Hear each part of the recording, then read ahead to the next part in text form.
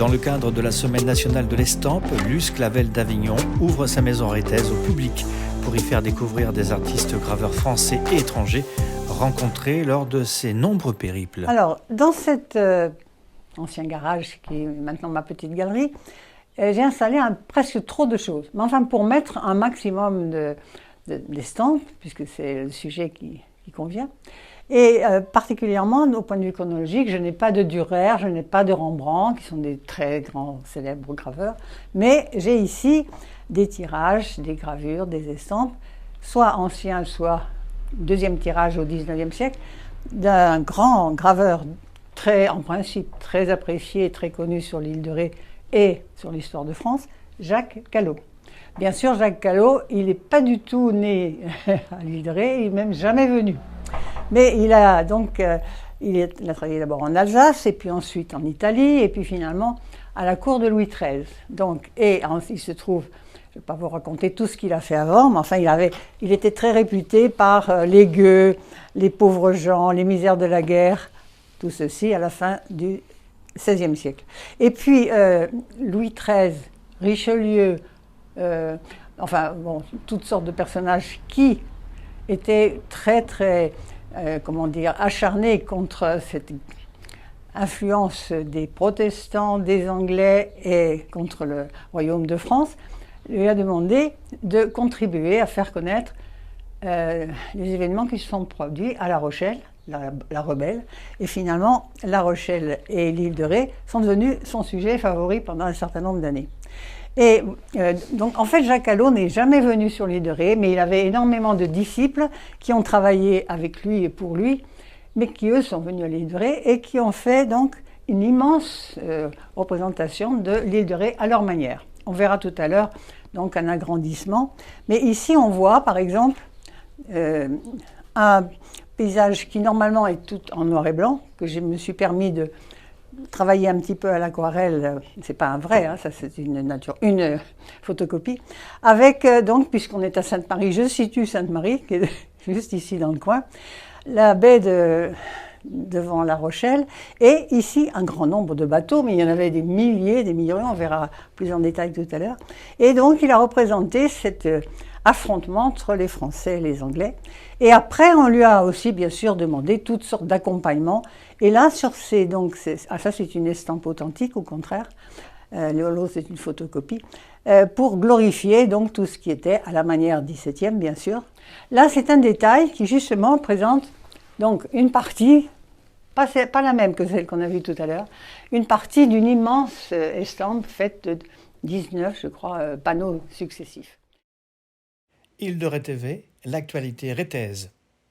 Dans cette autre pièce, j'ai installé quelque chose qui n'est pas très honnête, une immense photocopie par rapport à la finesse des gravures, qui permettent de voir sur ce panneau l'île de Ré en entier, comme on la voyait à l'heure, ou comme on l'imaginait autrefois, avec ce que j'ai représenté pour le thème de lutte pour la liberté, quelque chose qui fait allusion à la deuxième invasion des Anglais pour conquérir l'île de Ré. Et les Anglais, là, donc, étaient arrivés avec de multiples bateaux qu'on voit ici. Une première fois, n'ont pas pu gagner, ils ont été contrés. Deuxième fois, c'était pour le siège de Saint-Martin-de-Ré, de la citadelle de Saint-Martin-de-Ré. Et les Anglais, la première fois, c'était enquillés, envasés plutôt, dans la région de l'île de Loie. Et là, il y a le pont du Fenot, où de multiples soldats ont été tués, et chevaux, bien entendu. On voit de l'autre côté, là, justement, ici Sainte-Marie-de-Ré, puisque nous y sommes pour en parler. Ici, donc, la baie, et là partira plus tard le pont, mais beaucoup plus tard. Et ici, donc, l'emplacement du phare de Chauveau, qui est à l'entrée de l'île. En bas, là, c'est donc l'arrivée des soldats, et puis différentes scènes cocasses. Et donc, ce qu'on voyait tout à l'heure, on le retrouve ici, puisque ça, c'est une photocopie.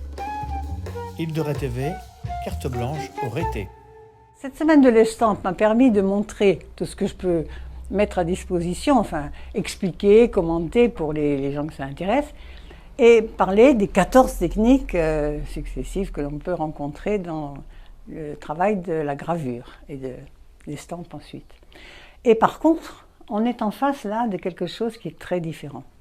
D'une part, souvent les graveurs prévoient donc des marges, des cadres, des choses très très classiques, même ceux du XXe siècle, tandis que là, ça vient d'un autre pays, et c'est donc des estampes tirées du travail d'un Cubain qui s'appelle Eduardo Guerra. Eduardo Guerra, d'ailleurs, je l'ai fait venir à Bordeaux et à Sainte-Marie, et il a fait une exposition, mais qui était de peinture et gravure. Quand j'ai vu son travail, j'étais vraiment très très étonnée.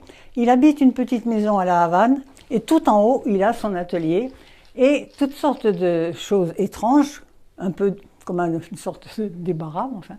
Étant donné que là-bas, à l'époque, c'était en 2003, ça, je suis allée là-bas, il n'avait pas de métal. Donc les seules pièces de métal qu'il pouvait trouver, c'était des restes de carrosserie américaine. Parce que donc il y avait beaucoup d'Américains qui avaient abandonné, comme on le sait, tout le monde le sait, leur véhicule là-bas. Et lui arrivait à extirper un petit rectangle, parfois, je ne sais pas celui-là comment il a fait. Et là, par contre, c'est ce qui fait que c'est très original comme mise en page. Donc il n'a pas du tout le rectangle. Et finalement, quand il a fait son tirage, ses tirages, parce qu'il y a plusieurs couleurs successives, plusieurs empreintes, bien entendu. Donc il fabrique son papier, il fabrique ses couleurs et il utilise ma foi ce qu'il a. C'est-à-dire que ça fait un très curieux, une géographie donc de sa plaque qui est très étrange. Et puis il raconte des choses assez savoureuses dans ses images. J'étais séduite, moi, puisque mon atelier s'appelle Cheval Bleu, par cette licorne à la fois tendre, sage, mais très étonnante, un peu comme on s'étonne devant certains artistes européens, mais plutôt comme... enfin bref, parlons d'Eduardo Guerra maintenant. Il raconte une fable, là, et on ne sait pas très bien pourquoi ce personnage est dessiné là-haut, mais enfin c'est donc très coloré, donc il faut penser que ce sont des passages successifs et très élaborés. En dessous, la boda, la noce, quoi, avec à la fois le couple, qui correspond bien au sujet qu'il a écrit lui-même, là en dessous, mais aussi toutes sortes de choses, des architectures, une girafe. C'est vraiment la grande fantaisie, et c'est ce qui fait que ça a une certaine... Il y a des gens qui n'aiment pas du tout, mais d'autres qui apprécient, qui sont très étonnés. Île de Ré TV, un médium du groupe Île de Ré Communication. Ici, nous avons deux exemples de son travail. Il s'appelle Dominique Sosolik. Sa famille est venue de Pologne il y a fort longtemps. Et il est pétri d'histoire de l'art, comme un peu moi, disons. J'ai essayé en tout cas de lui transmettre aussi. Et là, il a travaillé ce cheval, ce petit cheval, à la manière de M. Dürer. Et on trouve ici un petit monogramme d'Albrecht Dürer. Et dans ce travail en perspective et avec médaillon, toutes sortes de mystères qu'on peut, je ne vais pas vous les raconter là, mais toutes sortes de choses qui font référence au côté intellectuel de la gravure d'Albrecht Dürer bien avant. Depuis quelques années, il a aussi quelquefois accepté de faire de l'abstrait. Et c'est un buriniste, voilà par exemple, à quoi ressemble un burin, voilà, puisqu'on a un petit croquis là. C'est un buriniste qui travaille avec finesse, délicatesse et qui est le meilleur qu'on puisse rencontrer. Il est installé, lui, à Dole, comme par hasard, dans la rue Pasteur. Donc tout à fait bien adapté à Rome. Là, il appelle, à Dole. Il appelle donc cette gravure l'arbre dans la forêt. Bon, c'est son idée, c'est son intention, mais il a un côté intellectuel très très curieux, très élaboré, beaucoup de références à Dürer et beaucoup d'autres. Et avec le burin et des couleurs en dégradé très douces, très précises, qui vous amènent du beige, de l'ocre au brun foncé, et cette réserve blanche, ce petit trait qui complète l'harmonie des différents rectangles, les formes géométriques, et c'est donc l'arbre dans la forêt. Une autre personne de Franche-Comté, qui s'appelle Jo Bardou, travaille, et c'est particulièrement, j'ai acheté cette estampe qui est là-haut, parce qu'elle était bien adaptée à l'endroit où je venais maintenant à l'île de Ré, hein, une sorte de course de bateau, très épurée, très sobre, disons. Des personnages, et là on voit bien justement la manière dont elle travaille en 3 couleurs, hein, et avec des effets de matière qu'on n'a pas encore rencontrés, et elle s'appelle donc Jo Bardou. Et là, vous avez donc aussi un graveur sur bois, toujours de la même région de Franche-Comté.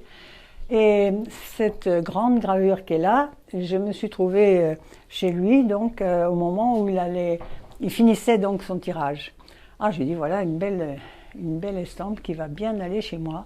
Ah, il m'a dit bah attends parce que je vais en faire quelques-unes. Ah, j'ai dit ben je repars. Donc. Et finalement il m'a dit écoute, si tu la veux, tu l'achètes. Et puis donc exceptionnellement elle est marquée 1 sur 1. C'est-à-dire qu'il n'y en a pas eu d'autres pareil. Donc je suis très fière de moi. Alors, cette exposition, donc, qui a un rapport avec la semaine de l'estampe, est installée chez moi, dans 2 pièces, et elle est visible de 10h à 18h, tous les jours, depuis donc, le 19 jusqu'à la fin du mois de mai. Et cette occasion de descendre, d'accrocher les estampes que je possède, ou que des amis m'ont données, ou bien que j'ai trouvées moi-même ailleurs, me permet de faire une sorte de cours rapide pour les enfants, les jeunes ou les moins jeunes, et d'expliquer tout ce qu'on peut mettre sous le terme estampe. Voilà. Ceci est un peu à la fois de l'histoire de l'art, des commentaires sur les œuvres contemporaines, et je me réjouis de pouvoir en causer. J'avais fait déjà une petite présentation, mais plus modeste, en 2019, dans le cadre de la semaine de l'estampe. Et puis en fait, maintenant, il faut quand même accepter que ce soit tous les ans, la semaine de l'estampe, en gros en courant du mois de mai. Et sur l'île de Ré, en 2022, nous avons plusieurs projets. Il y a déjà 3 endroits en ce moment sur l'île de Ré qui parlent d'estampes et de gravures, et il y en a davantage encore l'an prochain. Entre autres, il est possible que la médiathèque de Sainte-Marie reprenne ce thème, ce sujet, et donc je prêterai sans doute un certain nombre d'estampes ou d'autres, de façon à accompagner différents ateliers à la Flotte, à Saint-Martin, et donc ici même, l'an prochain. À bientôt. Luce Clavel d'Avignon ouvre sa maison de Sainte-Marie-de-Ré au public dans le cadre de la Semaine nationale de l'estampe, qui vous fera voyager dans le temps et découvrir de prestigieux tableaux. Abonne-toi et like les vidéos d'Île de Ré TV.